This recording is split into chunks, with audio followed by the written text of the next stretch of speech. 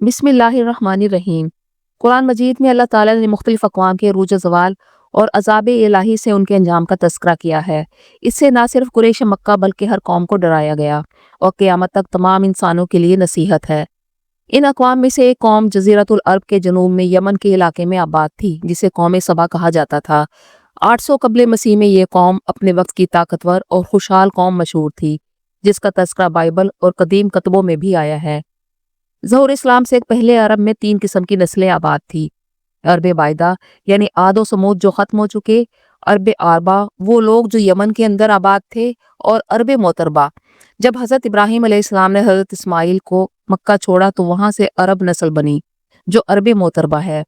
اہل یمن اس پر فخر کرتے تھے کہ وہ حضرت اسماعیل علیہ السلام سے بھی پہلے وہاں موجود تھے۔ ابراہا یمن کا ہی گورنر تھا جو رسول پاک صلی اللہ علیہ وآلہ وسلم کی پیدائش سے 50 دن پہلے اپنے ہاتھیوں کی فوج کے ساتھ خانہ کعبہ پر حملہ آور ہونے آیا تھا، اور اللہ نے ابابیل جیسے چھوٹے پرندے سے اس کی فوج پر عذاب الہی کا کوڑا برسایا تھا۔ قوم سبا کا تعلق عرب آربا سے تھا۔ ابن عباس فرماتے ہیں کہ رسول پاک صلی اللہ علیہ وآلہ وسلم سے پوچھا گیا کہ سبا کوئی مرد تھا یا عورت؟ آپ نے فرمایا سبا ایک مرد تھا جو سام بن نوح کے بیٹے احتان کی اولاد سے تھا۔ اس کے 10 بیٹے تھے، ان میں سے 6 یمن چلے گئے اور 4 شام چلے گئے تھے۔ سبا جنوبی عرب کے تمام قبائل کا جد امجد تھا۔ سبا بعد میں بادشاہوں کا لقب ہو گیا تھا۔ یہاں کے لوگ بہت راحتوں اور نعمتوں میں تھے، ہر طرف پھلوں کے باغات تھے۔ انہوں نے اپنے پہاڑی علاقوں میں سے بہت سے بند تعمیر کر رکھے تھے، جن میں سے سب سے بڑے بند کا نام سد معارب تھا۔ ان ڈیم سے چھوٹی بڑی نہریں نکال کر میدانی علاقوں کو سیراب کرنے کا مربوط نظام تھا۔ آبپاشی کے اس نظام کی بدولت وہاں باغات کی کثرت تھی۔ جب یمن کے بادشاہ شراجیل بن مالک کی وفات ہوئی تو اس کی بیٹی بلقیس نے حکومت کی باغ دوڑ سنبھال لی، اور ملکہ سبا یعنی بلقیس نے یمن پر 9 سال بہت اچھے طریقے سے حکمرانی کی۔ دنیا کے بیشتر علاقوں کی تجارت سبائیوں کے ہاتھ میں تھی۔ یہی وجہ ہے کہ یہ قوم بہت دولت مند تھی، اور اس کی حکمرانی موجودہ ایتھوپیا جس کو حبشہ بھی کہتے ہیں یہاں تک پھیلی ہوئی تھی۔ یہ قوم سورج پرست تھی، اور قرآن میں سبا کے نام پر پوری سورت موجود ہے۔ یہ وہ دور تھا جب مشرق سے مغرب تک ایک عظیم بادشاہ کی طاقتور حکومت اور جاہ و جلال کا ڈنکا بجتا تھا، جسے حضرت سلیمان ابن داؤد کے نام سے جانا جاتا ہے۔ حضرت سلیمان علیہ السلام کے والد حضرت داؤد علیہ السلام بنی اسرائیل کے وہ پہلے نبی بادشاہ تھے جنہوں نے پہلی مرتبہ بنی اسرائیل کے 12 قبیلوں کو متحد کیا اور ایک ریاست بنائی جس کا دارالحکومت یروشلم تھا۔ یروشلم میں ہی زمین کا ایک بہت خاص ٹکڑا تھا جسے بیت المقدس کہتے ہیں، اور اسی بیت المقدس میں حضرت سلیمان نے ایک عبادت گاہ تعمیر کی تھی جسے اہل کتاب ٹیمپل آف سولومن اور مسلمان ہیکل سلیمانی کہتے ہیں۔ جب حضرت سلیمان علیہ السلام بادشاہ بنے تو آپ نے اللہ سے دعا کی، اے رب مجھے معاف فرما دے اور مجھے ایسی حکومت عطا فرما جو میرے بعد کسی اور کے لیے سزاوار نہ ہو، یقیناً تو ہی عطا کرنے والا ہے۔ اللہ نے حضرت سلیمان علیہ السلام کو جنات، چرند پرند، ہوا اور جانوروں پر حکمرانی عطا کی تھی۔ آپ پرندوں کی بولیاں جانتے تھے، چیونٹیوں کی باتیں سن سکتے تھے۔ سورۃ سبا آیت نمبر 12 میں اللہ تعالیٰ فرماتے ہیں، اور سلیمان کے لیے ہوا کو مسخر کر دیا، اس کا صبح کو چلنا بھی 1 ماہ تھا اور شام کو چلنا بھی 1 ماہ کا سفر تھا، اور ہم نے اس کے لیے پگھلے تانبے کا چشمہ جاری کر دیا تھا، اور جن بھی اس کے تابع کر دیے تھے جو اس کے رب کے حکم سے اس کے سامنے کام کرتے تھے۔ گویا جو سفر لوگ مروجہ سواری پر 1 ماہ میں طے کرتے تھے، آپ ایک صبح یا شام میں طے کر لیتے تھے۔ ایک دفعہ کسی مہم کے دوران حضرت سلیمان نے دربار لگایا تو جن و انس، جانور اور پرندے سب حاضر تھے۔ سب کو آپ نے مختلف ڈیوٹیز سونپ رکھی تھی۔ ہدہد کے ذمے پانی کی تلاش کرنا تھی۔ جب سلیمان اور ان کے لشکر نے پڑاؤ ڈالا تو وہاں پانی کی ضرورت پیش آئی۔ آپ نے ہدہد کو وہاں موجود نہ پایا۔ آپ نے فرمایا ہدہد کہاں ہے؟ اگر وہ اپنی غیر حاضری کی مناسب وجہ پیش نہ کر سکا تو اسے ذبح کر دیا جائے گا۔ ابھی یہ گفتگو ہو رہی تھی کہ ہدہد حاضر ہو گیا۔ آپ نے فرمایا تم کہاں تھے؟ ہدہد نے جواب دیا کہ اے اللہ کے پیغمبر، میں اڑتے اڑتے ایک ایسے ملک میں پہنچ گیا جہاں لوگ شرک میں مبتلا دیکھے۔ وہ لوگ آگ اور سورج کی پوجا کرتے ہیں۔ ان کی ایک ملکہ ہے جو بہت بڑے تخت پر بیٹھ کر حکومت کرتی ہے۔ اس کے تخت میں قیمتی لال ہیرے اور جواہرات جڑے ہیں۔ حضرت سلیمان نے کہا کہ اگر تمہاری بات سچ ہے تو میرا خط اس ملکہ تک پہنچاؤ تاکہ وہ شرک سے باز آ جائے، اور خط پہنچانے کے بعد دیکھنا وہ کیا رد عمل ظاہر کرتی ہے۔ حضرت سلیمان نے لکھا، شروع اللہ کے نام سے جو بڑا مہربان اور رحم فرمانے والا ہے۔ یہ عزت والا خط سلیمان ابن داؤد کی جانب سے ملکہ سبا بلقیس کی طرف ہے۔ جو ہدایت کی پیروی کرے اس کے لیے سلامتی ہے۔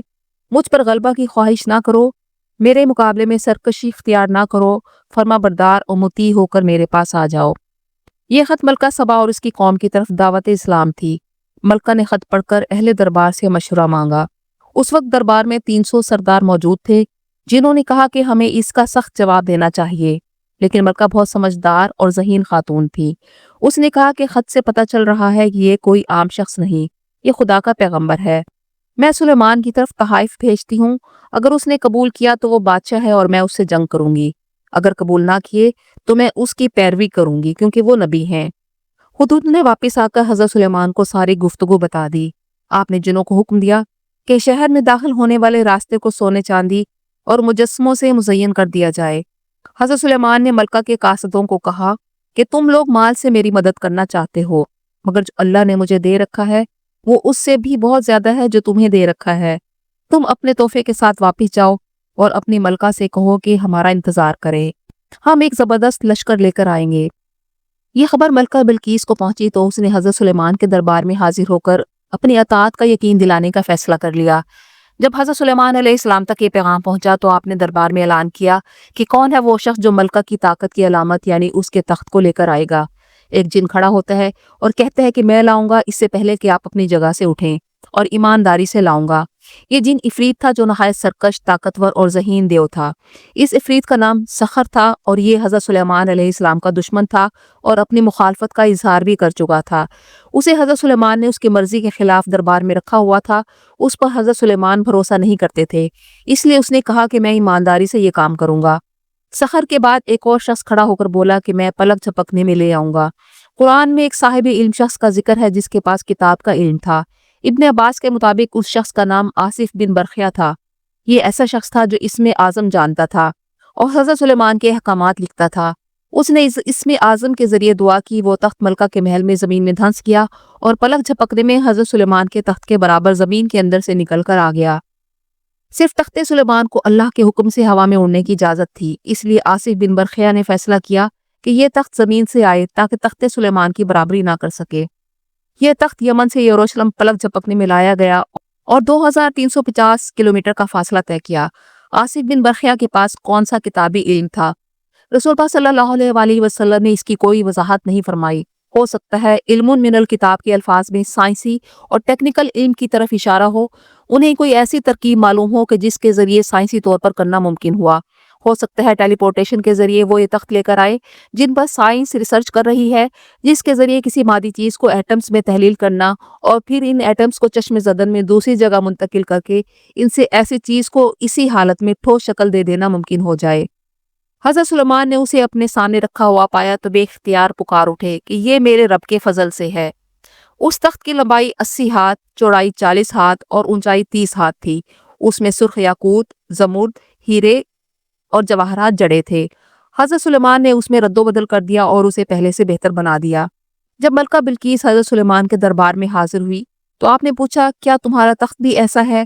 اس نے کہا کہ یہ تو ہو بہو وہی ہے، ہمیں تو پہلے ہی معلوم ہو چکا ہے اور ہم فرما بردار ہو چکے ہیں۔ ملکہ سبا کے آنے سے پہلے حضرت سلیمان نے ایسی عمارت بنانے کا حکم دیا جس کا فرش شفاف شیشے کا ہو اور نیچے پانی جاری ہو، اوپر شیشہ نظر نہیں آتا تھا۔ بلقیس کو اس محل میں لایا گیا۔ حضرت سلیمان اس عمارت میں اپنے تخت پر جلوہ افروز تھے۔ آپ کے تخت کی 6 سیڑھیاں تھیں جن پر سونے کے 12 شیر اور مختلف جانور بنے ہوئے تھے۔ جب پہلی سیڑھی پر قدم رکھا جاتا تو شیر کا سر جھک جاتا تھا، دوسرے پر قدم رکھنے سے دوسرے شیر کا سر جھک جاتا تھا، اور تخت کی جگہ پر بیٹھنے پر بہت بڑا عقاب اپنے پروں سے بیٹھنے والوں پر چھاؤں کر لیتا تھا۔